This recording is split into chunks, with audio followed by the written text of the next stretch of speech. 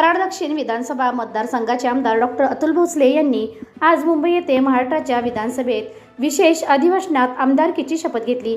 विधानसभेचे हंगामी अध्यक्ष आमदार कालिदास कळमकर यांनी ही शपथ दिली। दीर्घकाळ काँग्रेसचा बालेकिल्ला असलेल्या कराड दक्षिण विधानसभा मतदारसंघात प्रथमच भाजपचे कमळ फुलविणारे जायंट किलर म्हणून आमदार डॉक्टर अतुल भोसले यांच्याकडे संपूर्ण राज्यभरातून पाहिले जाते।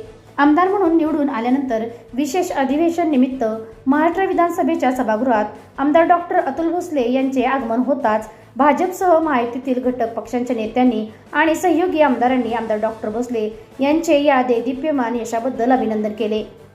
आज विशेष अधिवेशनाच्या दुसऱ्या दिवशीच्या सत्रात आमदार डॉक्टर अतुल भोसले यांनी आमदारकीची शपथ घेतली।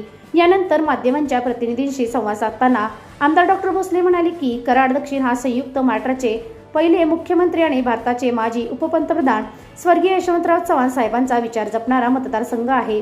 या भागातील जनतेने मला 39,000 मताचे मताधिक्य देऊन माझ्यावर जो विश्वास दाखविला आहे त्याबद्दल मी त्यांचा ऋणी आहे।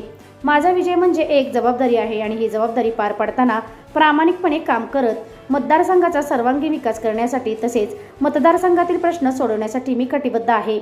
लोकनेते स्वर्गीय यशवंतराव चव्हाण साहेबांचे आणि थोर विचारवंत स्वर्गीय यशवंतराव मोहिते भाऊ यांच्या विचारांना साजेसे काम मी करणार आहे। राज्याचे मुख्यमंत्री नामदार देवेंद्र फडणवीस यांच्या मार्गदर्शनाखाली लोकप्रतिनिधी म्हणून काम करताना कराडच्या MIDCचे पंचतारांकित MIDC मध्ये रूपांतर करणे आणि त्या माध्यमातून नवीन उद्योग व व्यवसाय वाढीसाठी प्रयत्न मी करणार आहे। तसेच कराडमधील झोपडपट्टी पुनर्वसन, खराब रस्त्यांचा विषय तसेच आवश्यक ठिकाणी नवीन पुलांची उभारणी करून कराड हे प्रमुख विकसित शहर म्हणून महाराष्ट्राच्या नकाशावर आणण्याचा मानस आमदार डॉक्टर भोसले यांनी यावेळी व्यक्त केला। श्री अतुलबाबा भोसले, श्री देवराव भोंगळे आणि त्यानंतर श्री रामदास मसराम।